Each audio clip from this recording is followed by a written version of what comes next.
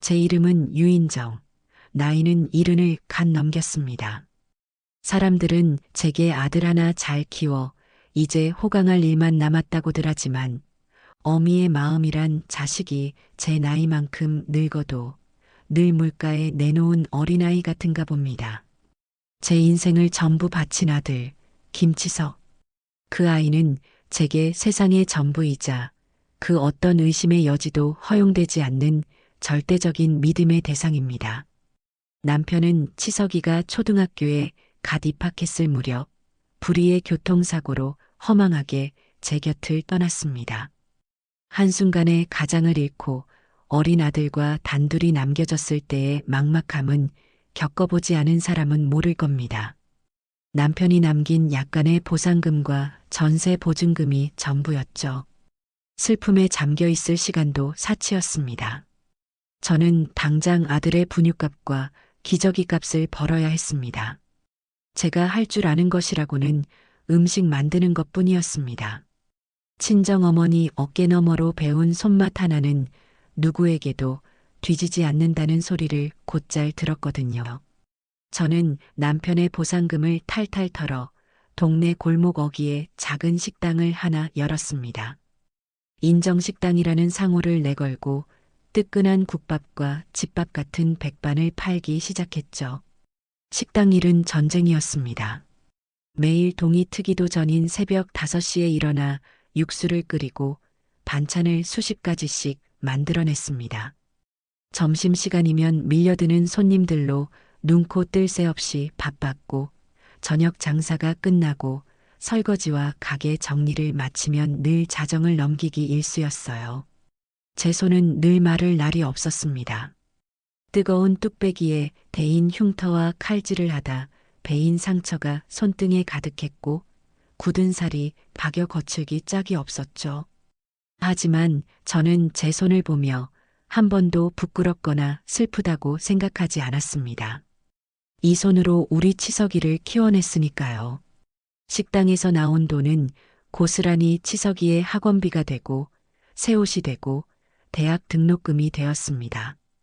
아들이 공부하다 밤늦게 돌아올 때면 저는 남은 음식을 데우는 대신 늘 새로 밥을 짓고 따뜻한 국을 끓여 먹였습니다.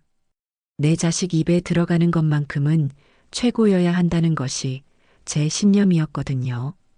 그렇게 20년 넘게 식당을 운영하며 악착같이 돈을 모았습니다. 치석이가 번듯한 대기업에 취직하고 첫 월급이라며 빨간 내복을 사왔을 때 저는 가게 문을 걸어 잠그고 밤새도록 소리 내어 울었습니다. 이제 내 고생이, 내 헌신이 드디어 빛을 보는구나 싶어서요. 저는 아들이 자리를 잡은 것을 확인하고 나서야 평생의 분신과도 같았던 식당을 다른 사람에게 넘겼습니다. 그리고 식당을 판 큰돈과 그동안 모아온 돈을 합쳐 제가 식당을 운영하던 작은 상가 건물을 사들였습니다. 그곳에서 나오는 월세와 은행 이자로 노후를 보내면 넉넉지는 않아도 아들에게 짐이 될 일은 없겠다 싶었죠. 제 인생의 가장 큰 과업을 모두 마쳤다고 생각했습니다. 그러던 아들이 결혼할 여자라며 최태인이라는 아가씨를 제 앞에 데리고 왔습니다. 처음 만난 장소는 제가 평생 가본 적도 없는 이름도 어려운 프랑스 식당이었어요. 며느리감이 될 아이는 머리부터 발끝까지 화려한 명품을 휘감고 있었습니다. 제가 시장에서 10년은 좋게 입을 옷값을 한 번에 걸치고 있는 듯 보였죠. 그 아이는 제게 살갑게 어머님이라고 부르면서도 은연중에 제 낡은 가방과 수수한 옷차림을 위아래로 훑어보는 듯한 시선을 보냈습니다. 기분 탓이려니 애써 넘겼지만 식사 내내 마음이 편치 않았어요. 태인이는 자신이 다녀온 유럽 여행 이야기, 최근에 구입했다는 명품 가방 이야기를 쉴 새 없이 늘어놓았습니다. 저는 그저 어색하게 웃으며 고개를 끄덕일 뿐이었죠. 아들 치석이는 중간에서 진땀을 흘리며 분위기를 맞추려 애썼습니다. 태인이가 워낙 꾸미는 걸 좋아해요. 저한테는 정말 잘해요, 엄마. 아들은 연신 며느리를 감싸고 돌았고 저는 그저 아들이 좋다니 좋은 게 좋은 거겠지 하고 생각했습니다. 다만 태인이가 아들에게 핀잔을 주듯 던진 한마디가 내내 가슴에 남았습니다. 치석 씨는 너무 검소한 게 탈이야. 좋은 것도 좀 써보고 그래야 안목이 넓어지죠. 그 말에 아들은 우리 엄마가 알뜰하게 사는 법을 가르쳐 주셔서 그래. 태인이 당신 만나서 이제 좀 써보려고라며 농담처럼 받아쳤지만 제 귀에는 아들의 어린 시절을 부정당하는 것 같아 씁쓸하게 들렸습니다. 결혼은 일사천리로 진행되었습니다. 아들 내외는 신혼집으로 제가 가진 상가 건물 근처의 작은 빌라에서 전세로 시작했습니다. 저는 그것만으로도 대견하고 고마웠죠. 하지만 그들의 씀씀이는 제가 생각하는 수준을 넘어서는 것 같았습니다. 신혼여행은 몰디브로 다녀왔고 가전이며 가구는 모두 최고급 수입품으로만 들여놓더군요. SNS에 올라오는 그들의 사진을 볼 때마다 제 아들이 마치 다른 세상 사람이 된 것 같아 어색하고 불안한 마음이 들었습니다. 가끔 돈 문제로 아들이 곤란한 표정을 짓는 것을 어렴풋이 눈치챘지만 아들은 늘 아니에요, 엄마. 저희 잘 살고 있어요 라고 말할 뿐이었습니다. 그러던 어느 날 저녁 아들에게서 다급한 전화가 걸려왔습니다. 아들의 목소리는 금방이라도 울음이 터질 것처럼 다급하고 절박했어요. 엄마, 큰일 났어. 우리 길에 나앉게 생겼어. 저는 깜짝 놀라 무슨 일이냐고 물었습니다. 아들은 억울하다는 듯 목소리를 높였습니다. 집주인이 갑자기 바뀌었는데 새로운 집주인이 막무가내로 전세금을 2배나 올려달라고 하네. 당장 돈을 못 구하면 다음 달에 집을 비우라고 소송까지 하겠다고 난리야. 엄마, 나 정말 어떡해? 수화기 너머에서는 며느리가 훌쩍이는 소리까지 들려왔습니다. 여보, 우리 이제 어디 가서 살아? 그 순간 제 머릿속은 하얗게 비어버렸습니다.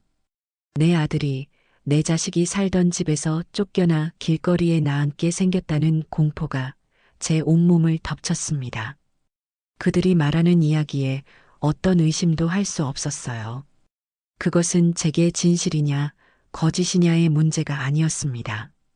자식이 고통받고 있다는 사실, 그것 하나만으로도 제 가슴은 무너져 내렸습니다. 내가 있는데 이 어미가 2눈 시퍼렇게 뜨고 살아있는데 내 아들이 집이 없어 길바닥을 헤맨다고? 그건 있을 수 없는 일이다.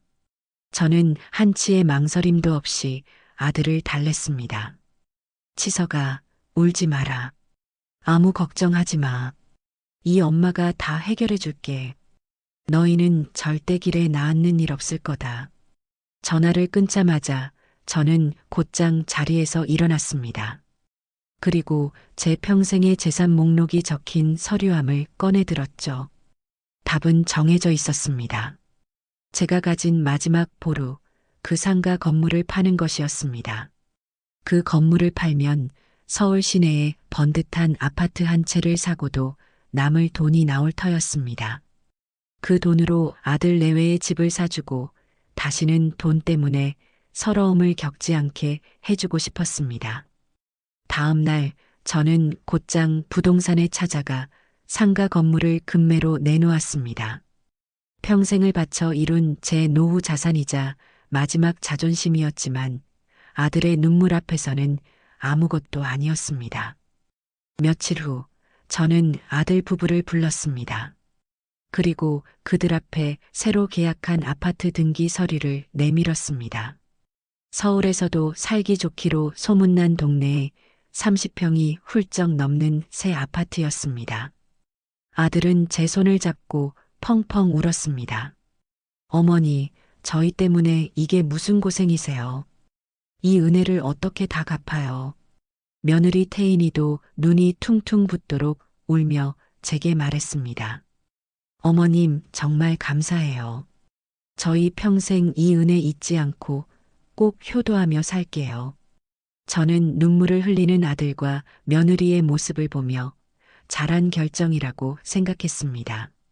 제 모든 것을 내어주었지만 아들의 행복과 바꿀 수 있는 것은 세상에 없었으니까요. 저는 그들의 눈물이 진심이라고, 그들의 감사가 진짜라고 제 아들처럼 굳게 믿었습니다. 그것이 제 인생 최대의 착각이자 돌이킬 수 없는 비극의 시작이었다는 사실을 까맣게 모른 채 말입니다. 새 아파트로 이사한 아들 내외는 한동안 제게 정말 잘했습니다. 주말마다 저를 찾아와 외식을 시켜주었고, 며느리 태인이는 제 어깨를 주무르며 어머님 덕분에 저희가 발 뻗고 편히 자유라며 살랑거렸습니다. 저는 그 모습에 그동안 쌓였던 서운함이나 불안감이 모두 눈 녹듯 사라지는 것을 느꼈죠. 그래, 역시 내 아들과 며느리는 착한 아이들이었어. 내가 오해했던 거야. 저는 그들의 효도를 받으며 하루하루가 행복했습니다. 제 마지막 재산을 바친 일이 제 인생 최고의 선택이었다고 믿어 의심치 않았어요. 그러던 어느 날 제 행복에 활용점정을 찍는 소식이 들려왔습니다. 아들 치석에게서 걸려온 전화 너머로 평소와는 다른 흥분과 기쁨이 가득 묻어 있었습니다. 엄마, 나 아빠 된다. 태인이가 임신했어. 그 말을 듣는 순간 저는 전화기를 붙잡은 채로 그 자리에 주저앉을 뻔했습니다. 손주라니, 내가 할머니가 된다니. 남편이 일찍 세상을 떠나고 아들 하나만 바라보며 살아온 제게 손주라는 두 글자는 제 남은 인생을 전부 걸어도 좋을 만큼 거대하고 찬란한 의미였습니다. 저는 기쁨에 겨워 목이 메어 아무 말도 하지 못했습니다. 아들은 제 침묵을 긍정으로 받아들였는지 더욱 신이 나서 떠들기 시작했어요. 엄마, 그런데 문제가 하나 있어. 태인이가 입덧이 너무 심해서 아무것도 못 먹어. 물만 마셔도 다 토하고 며칠 사이에 얼굴이 반쪽이 됐어. 그런데 신기하게 뭔지 알아? 다른 건 다 비려서 쳐다보지도 못하는데 자꾸 엄마가 예전에 무심하게 툭 묻혀줬던 그 겉절이 김치 맛이 생각난다고 하네. 엄마 김치만 있으면 밥 두 그릇도 먹을 수 있을 것 같다고 노래를 불러. 엄마, 나 좀 살려줘. 태인이랑 뱃속 아기 둘 다 잘못될까봐 무서워 죽겠어. 아들의 절박한 목소리에 제 가슴은 철렁 내려앉았습니다. 내 며느리가, 내 손주를 뵌 아이가 굶고 있다니. 그것만큼은 절대 있을 수 없는 일이었죠. 잠시 후 아들은 며느리 태인이를 바꿔주었습니다. 수화기 너머로 들려오는 며느리의 목소리는 평소에 앙칼지고 새침한 톤이 아니라 기운 없이 가라앉아 있었습니다. 어머님, 저 태인이에요. 죄송해요. 제가 몸이 이래서 찾아뵙지도 못하고. 그런데 정말 염치 없지만 어머님 김치가 너무 먹고 싶어요. 다른 건 정말 아무 냄새도 못 맡겠는데 이상하게 어머님이 담가주신 시원하고 아삭한 김치만 있으면 입맛이 돌아올 것 같아요. 어머님, 저 좀 도와주세요. 그 애처로운 목소리에 제 마음은 완전히 무너져 내렸습니다. 그동안 며느리가 보여주었던 철없는 행동이나 무례함은 기억조차 나지 않았어요. 오직 내 며느리, 내 손주를 지켜야 한다는 생각만이 제 머릿속을 가득 채웠습니다. 저는 망설일 것도 없이 대답했습니다. 아가, 걱정하지 마라. 아무 걱정하지 마. 이 할미가 우리 강아지 먹고 싶은 거 산더미처럼 만들어줄게. 넌 그냥 맘 편히 누워서 기다리기만 하거라. 알았지? 전화를 끊고 나서도 저는 한동안 흥분과 사명감에 휩싸여 가만히 앉아 있을 수가 없었습니다. 그래, 내 진심이, 내 정성이 드디어 통했구나. 며느리가 드디어 나를 진정한 어미로 생각하고 의지하기 시작했어. 뱃속의 아기가, 내 손주가 벌써부터 할미의 손맛을 알아보는구나. 저는 부엌으로 달려가 앞치마를 둘렀습니다. 당장이라도 배추를 사러 시장에 달려가고 싶었죠. 제 인생에 다시 없을 중요한 임무가 주어진 것 같았습니다. 하지만 제가 몰랐던 사실이 있었습니다. 그 모든 것이 아들 내외가 꾸며낸 정교하고 잔인한 사기극의 서막이었다는 것을요. 그 시각 아들네 집에서는 전혀 다른 대화가 오가고 있었습니다. 어때? 내 연기 완벽했지? 당신 엄마 완전히 넘어온 것 같던데. 며느리 태인이가 의기양양하게 말하자 아들 치석이가 불안한 얼굴로 대답했습니다. 그래도 마음이 너무 안 좋다. 엄마한테 어떻게 이런 거짓말을 하냐. 임신이라니. 태인이는 그런 아들을 한심하다는 듯 쳐다보며 쏘아붙였습니다. 지금 그런 소리가 나와? 당신 친구 사업에 아파트 담보로 받은 돈 전부 날려먹은 게 누군데? 당장 이번 주까지 추가 투자금 못 넣으면 우리 길바닥에 나앉는 건 물론이고 사기죄로 고소까지 당하게 생겼어. 정신 차려. 당신 엄마 인감증명서랑 인감도장만 있으면 돼. 우리가 살 길은 그것뿐이라고. 그러려면 일단 저 늙은이를 완벽하게 구워 삶아서 우리 편으로 만들어야 할 거 아니야. 손주 보고 싶어서 안달난 노인네한테 입덧 핑계대는 것만큼 확실한 게 어디 있겠어? 그랬습니다. 그들은 임신은커녕 제게 증여받은 아파트를 담보로 몰래 무리한 대출을 받아 아들의 친구가 하는 사업에 투자했다가 전 재산을 날린 상태였습니다. 그것도 모자라 사채까지 끌어다 썼고 이제는 벼랑 끝에 몰려 있었습니다. 그들이 살 길은 제가 가진 남은 재산 혹은 제 인감을 이용해 추가로 대출을 받는 것뿐이었죠. 그래서 그들은 제 마음을 완벽하게 얻고 의심 없이 인감을 내어주게 만들기 위해 입덕과 손주라는 제가 절대로 거부할 수 없는 거짓 시나리오를 꾸민 것이었습니다. 저는 그들의 시커먼 속내를 까맣게 모른 채 오직 며느리와 손주를 먹일 생각에 부풀어 있었습니다. 다음 날부터 저는 최고의 김치를 만들기 위한 준비에 들어갔습니다. 이것은 단순한 김치가 아니었어요. 제 손주가 세상에 태어나 처음으로 맛보게 될지도 모를 할머니의 음식이었습니다. 허투루 만들 수가 없었죠. 저는 평생의 노하우와 정성을 모두 쏟아붓기로 결심했습니다. 제 마지막 사랑을 증명해 보일 기회라고 생각하며 저는 그렇게 기꺼이 그들이 파놓은 함정 속으로 제 발로 걸어 들어가고 있었습니다. 우리 강아지, 내 손주가 먹을 첫 김치. 그 생각 하나만으로도 저는 고된 줄 몰랐습니다. 피곤함도 잊은 채 저는 다음 날 새벽같이 일어나 몸단장을 하고 집을 나섰습니다. 이것은 단순히 음식을 만드는 행위가 아니었어요. 제 대를 이을 새 생명에게 바치는 성스러운 의식과도 같았습니다. 최고의 재료가 아니면 안 된다는 생각에 저는 제가 아는 모든 인맥과 정보를 총동원하기 시작했습니다. 먼저 배추부터가 문제였습니다. 아무 배추나 쓸 수는 없었죠. 저는 수소문 끝에 강원도 고랭지에서 친환경 농법으로만 배추를 키우는 한 농장과 연락이 닿았습니다. 그곳 배추는 일반 배추보다 값은 2배나 비쌌지만 그만큼 아삭하고 단맛이 뛰어나기로 유명했어요. 저는 농장 주인에게 전화를 걸어 우리 며느리가 임신을 했는데 꼭 이 집 배추로 담근 김치가 먹고 싶다고 합니다. 가장 실하고 좋은 놈으로 골라서 보내주십시오라며 간곡하게 부탁했습니다. 제 사정을 들은 농장 주인은 흔쾌히 가장 좋은 배추로만 20포기를 골라 보내주겠다고 약속했죠.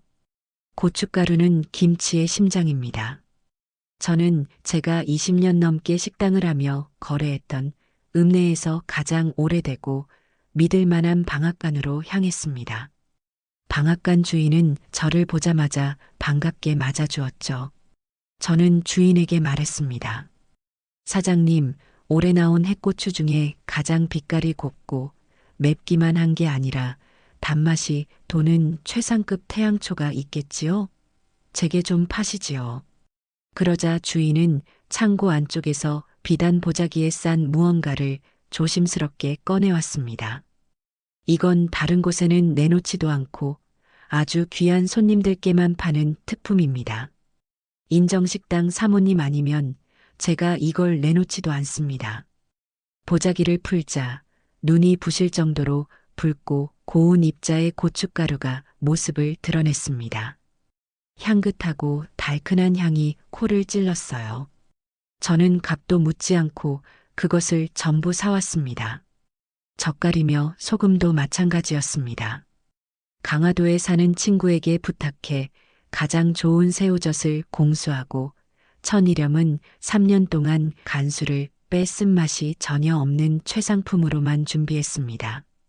마늘, 생강, 양파 같은 자잘한 양념거리 하나까지도 제 눈으로 직접 보고 가장 신선하고 좋은 것들로만 골라 장을 봐왔습니다. 그리고 가장 중요한 것이 있었습니다. 입덧하는 며느리가 기력을 차리려면 고기를 먹어야 했습니다. 저는 제가 아는 정육점 중에 가장 고기질이 좋기로 소문난 곳을 찾아갔습니다.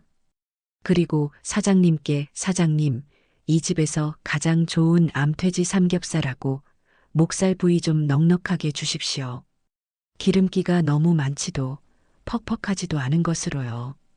우리 며느리가 곧 아기를 낳을 텐데 잘 먹여야 하지 않겠습니까? 라고 말했습니다. 제 말에 사장님은 축하한다며 가장 좋은 부위만 골라 예쁘게 포장해 주었죠. 김장하는 날 갓 담근 겉절이에 이 수육을 싸서 먹일 생각을 하니 절로 침이 고이고 행복했습니다. 며칠에 걸쳐 모든 재료 준비가 끝나고 드디어 김장을 하는 날이 밝았습니다. 저는 이른 아침부터 배추를 절이고 찹쌀풀을 쓰고 각종 양념을 다듬으며 분주하게 움직였습니다. 혼자서 20포기가 넘는 배추를 다듬고 절이는 일은 칠순 노인에게 결코 쉬운 일이 아니었어요. 허리가 끊어질 듯 아프고 어깨가 뻐근했지만 제 마음은 날아갈 듯 가벼웠습니다. 김칫솔을 버무리며 아들에게 전화를 걸었습니다. 아들아, 엄마야. 지금 너희 주려고 김치 담그고 있다. 그러자 아들은 수화기 너머에서 호들갑을 떨었습니다. 와, 진짜? 엄마, 태인이가 엄마 전화만 기다렸어요. 지금도 옆에서 김치 냄새가 여기까지 나는 것 같다고 난리야. 엄마, 정말 고마워. 내가 평생 잘할게. 저는 천연덕스럽게 거짓말을 이어가는 아들의 말에 완벽하게 속아 넘어가 우리 강아지 조금만 기다리거라. 할미가 금방 만들어줄게라며 행복에 겨워 대답했습니다. 저는 그 말이 전부 진실이라고 믿었어요. 정성껏 소를 버무려 김치통에 차곡차곡 담고 한쪽에서는 푹 고아낸 수육을 건져 먹기 좋게 썰었습니다. 갓 담근 겉절이와 아직 김이 모락모락 나는 수육을 보자 당장이라도 서울로 달려가고 싶은 마음이 굴뚝 같았죠. 모든 준비를 마치고 나니 부엌은 난장판이 되었고 제 몸은 파김치가 되었지만 제 마음만큼은 세상에서 가장 부유하고 행복했습니다. 저는 이 정성과 사랑이 담긴 음식이 우리 가족에게 더 큰 행복을 가져다 줄 것이라고 굳게 믿었습니다. 그것이 얼마나 끔찍한 착각이었는지 깨닫게 되기까지는 그리 오랜 시간이 걸리지 않았습니다. 다음 날 아침 일찍 저는 정성껏 포장한 김치와 수육을 바리바리 싸들고 서울행 버스에 몸을 실었습니다. 무거운 짐을 들고 버스를 타고 가는 길이 고되기보다는 오히려 설레고 기뻤어요. 제 음식을 먹고 기뻐할 며느리와 아들을 생각하니 발걸음이 구름 위를 걷는 것 같았습니다. 아들네 집에 도착해 초인종을 누르자 한참 만에 며느리 태인이가 문을 열어주었습니다. 그런데 그 모습이 어딘가 이상했어요. 입덧이 심해 아무것도 못 먹는다던 사람이라고는 믿기지 않을 만큼 얼굴은 혈색이 돌았고 집안에서는 은은한 향수 냄새가 풍겨왔습니다. 제가 들고 온 보따리들을 보고는 어머님 오셨어요. 감사합니다라고 말은 했지만 그 표정에는 반가움보다는 어색함과 당혹감이 더 짙게 서려 있었습니다. 아가, 몸은 좀 괜찮으냐? 힘들 텐데 누워있지 않고. 제가 걱정하며 묻자 며느리는 멋쩍게 웃으며 오늘은 컨디션이 좀 괜찮네요 라고 얼버무렸습니다. 저는 부엌으로 가 제가 가져온 음식들을 풀어놓기 시작했어요. 김이 모락모락 나는 수육을 접시에 담고 먹음직스러운 겉절이를 꺼내놓으며 말했습니다. 자, 우리 며느리 다른 건 몰라도 이건 잘 먹을 수 있을 게다. 어서 한 점 먹어보거라. 하지만 며느리는 식탁에 앉을 생각도 않고 어머님, 저 지금은 속이 좀 안 좋아서요. 나중에 먹을게요라며 거실 소파에 멀찍이 떨어져 앉았습니다. 때마침 퇴근하고 돌아온 아들 치석이가 그 광경을 보고는 제 눈치를 살피며 황급히 다가왔습니다. 엄마 오셨어요? 와, 이게 다 뭐예요? 진짜 맛있겠다. 아들은 과장되게 감탄하며 수육 한 점을 집어 입에 넣었습니다.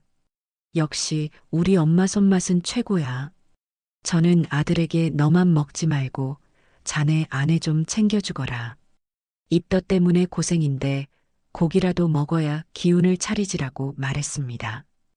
아들은 며느리에게 가서 수육을 권했지만 며느리는 손사래를 치며 고개를 저을 뿐이었어요.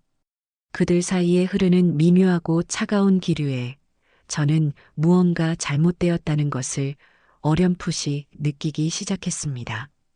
분위기를 바꿔보려 아들이 제게 말을 걸었습니다. 엄마, 그런데 혹시 온 김에 시간 되시면 그 인감증명서 한 통만 떼어주시면 안 될까요? 태인이 앞으로 아기 보험을 하나 들어주려고 하는데 꼭 엄마 인감이 필요하다고 해서요. 저는 손주 보험을 든다는 말에 아무런 의심 없이 오냐, 그러마. 지금이라도 당장 동사무소에 다녀올까? 라고 대답했습니다. 그런데 바로 그 순간 며느리가 날카로운 목소리로 아들의 말을 막아섰습니다. 여보, 지금 어머니 피곤하시게 무슨 소리야? 그건 다음에 해도 늦지 않아. 며느리는 저를 걱정하는 척 말했지만 그 눈빛은 분명 아들을 향한 경고의 의미를 담고 있었습니다. 저는 그들의 이상한 행동에 고개를 갸웃거렸지만 차마 대놓고 물어볼 수는 없었죠. 결국 저는 겉절이와 수육을 냉장고에 넣어주고 김치통을 베란다에 정리해준 뒤 집으로 돌아와야 했습니다. 찝찝한 마음을 감출 수 없었지만 입덧이 심하니 예민해서 그렇겠지라며 애써 스스로를 위로했습니다. 그런데 집으로 돌아가기 위해 아파트 현관을 나서려던 순간이었습니다. 제가 깜빡 잊고 소파에 제 손수건을 두고 온 것이 생각났어요. 어차피 엘리베이터도 아직 안 왔는데 얼른 다시 올라가서 가져와야겠다. 저는 다시 비밀번호를 누르고 조용히 현관문을 열었습니다. 그런데 바로 그 순간 제 눈앞에 믿을 수 없는 광경이 펼쳐졌습니다. 제가 들어오는 것을 미처 눈치채지 못한 며느리가 부엌에 서서 음식물 쓰레기통의 뚜껑을 열고 있었습니다. 그리고는 제가 1시간 전에 정성껏 삶아왔던 그 수육 덩어리를, 한 점도 먹지 않은 그 수육 덩어리를 통째로 음식물 쓰레기통에 쳐넣고 있는 것이 아니겠습니까?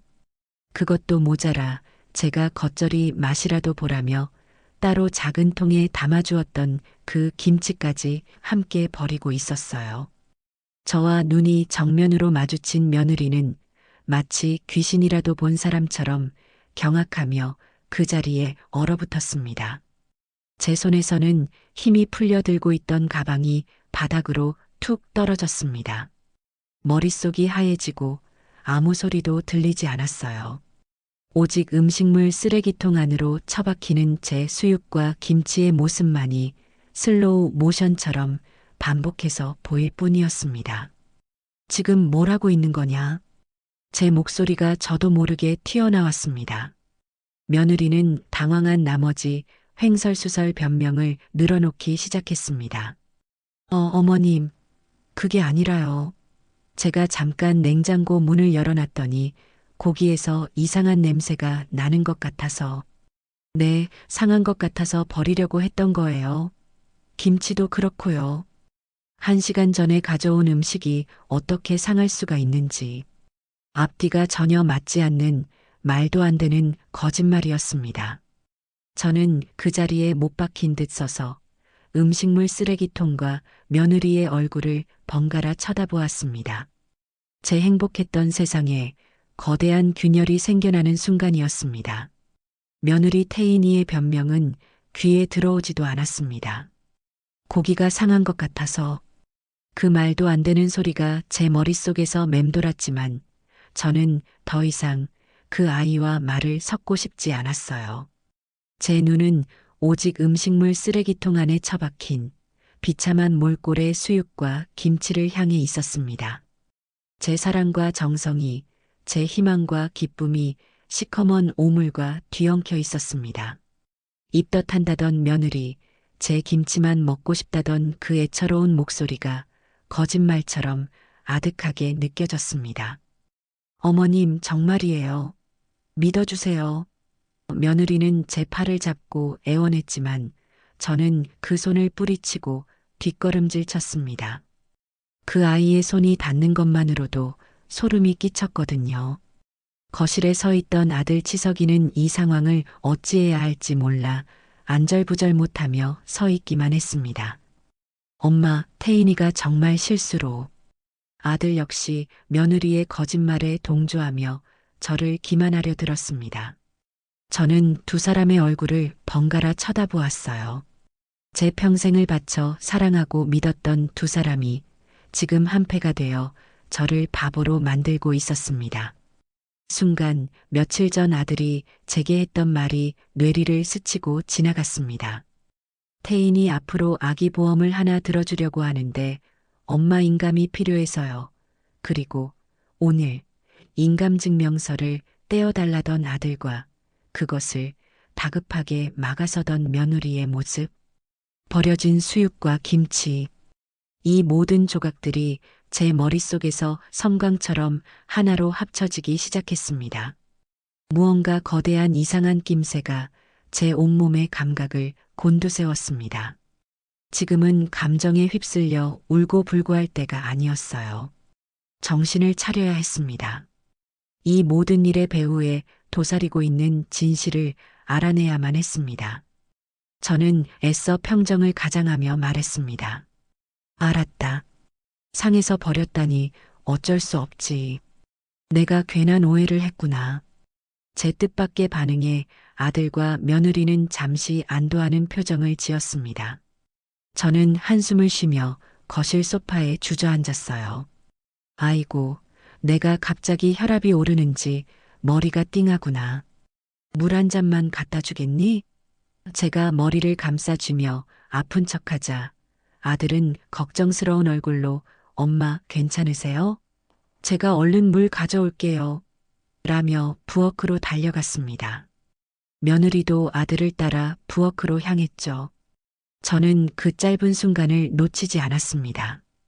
두 사람이 부엌에 들어간 것을 확인하자마자 저는 자리에서 일어나 아들 방으로 향했습니다.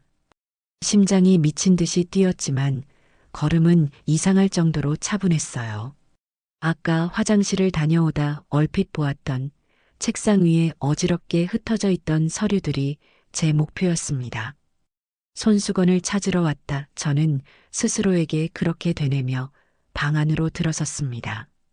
아들의 책상은 온갖 서류와 우편물로 난장판이었습니다.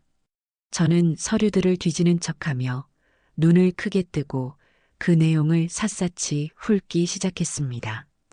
그리고 마침내 제 심장을 먹게 할 만한 단어들을 발견하고야 말았습니다. 제 눈에 들어온 것은 한 저축은행의 로고가 찍힌 대출 상담 확인서였습니다. 대출 신청자는 아들 김치석, 그리고 담보물은 바로 제가 사준 이 아파트의 주소였습니다. 그 옆에는 더 끔찍한 서류가 놓여 있었어요. 주식 투자 손실 내역서. 빼곡하게 적힌 마이너스 숫자들은 제가 평생 만져본 적도 없는 거대한 금액이었습니다. 그리고 가장 결정적인 증거. 아직 뜯지도 않은 우편물 하나가 서류 더미 밑에 깔려 있었습니다. 수신인은 바로 제 이름 유인정이었습니다. 발신인은 법무사 사무실. 저는 떨리는 손으로 봉투를 뜯었습니다. 그 안에는 부동산 담보 제공 동의서 관련 내용 증명이라는 제목의 서류가 들어 있었습니다. 내용은 즉 제가 소유권을 증여한 이 아파트를 담보로 추가 대출을 실행하기 위해 증여자인 저의 최종 동의가 필요하며 기일까지 회신이 없을 시 동의하는 것으로 간주할 수 있다는 그런 류의 복잡하고 무서운 말들이 적혀 있었죠. 모든 것이 명확해졌습니다.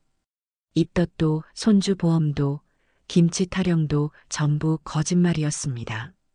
이 모든 것은 제 인감과 동의서를 받아내기 위한 제 마지막 남은 재산까지 탈탈 털어 자신들의 빚을 메우기 위한 거대한 사기극이었습니다. 제가 사준 집을 담보로 제 허락도 없이 대출을 받아 주식 투자를 했고 그마저도 전부 날려먹은 것이었습니다. 저를 속여 집을 얻고 이제는 저를 속여 그 집마저 팔아넘기려 했던 것입니다. 분노가 머리끝까지 치밀어 올랐지만 저는 이상할 정도로 차분해졌습니다. 눈물도 나지 않았어요. 저는 그 서류들을 전부 챙겨들고 방을 나섰습니다. 거실에서는 아들과 며느리가 저를 기다리며 안절부절 못하고 있었죠. 저를 보자마자 아들이 물었습니다. 엄마, 괜찮으세요? 어디 불편하세요? 저는 대답 대신 들고 있던 서류들을 거실 테이블 위에 3개 내던졌습니다. 쨍그랑 테이블 위 유리컵이 떨어지며 깨지는 소리가 났지만 아무도 신경 쓰지 않았습니다. 아들과 며느리는 테이블 위에 흩어진 서류들을 보고는 그 자리에서 돌처럼 굳어버렸습니다. 얼굴이 백지장처럼, 아니, 잿빛으로 변해갔습니다. 저는 제 평생 단 한 번도 내본 적 없는 차갑고 날카로운 목소리로 말했습니다. 이게 다 뭐냐고 물었다. 제 목소리는 더 이상 슬픔에 젖은 어미의 목소리가 아니었습니다. 그것은 배신자를 심판하는 판사의 목소리였습니다. 임신했다는 며느리가 무슨 수억 원짜리 주식 투자를 하며 나는 알지도 못하는 담보 제공 동의서가 왜 내 이름으로 와 있는지